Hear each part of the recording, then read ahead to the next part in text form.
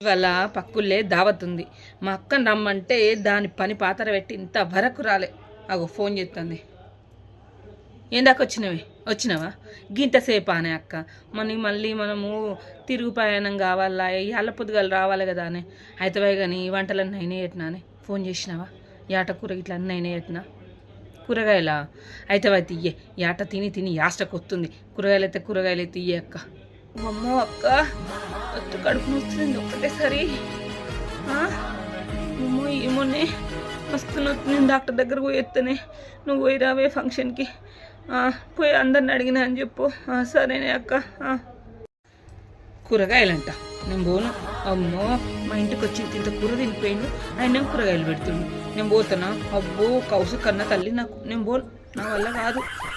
ఇంత కూర తినిపోయిండు, అందాకెందుకు పోవాలి? అవి పైసలు పెట్టుకుంటే ఇంటికాడ తింటా కదా. అమ్మో నేను పోను. అందుకే కడుపు నొప్పి అని చెప్పిన.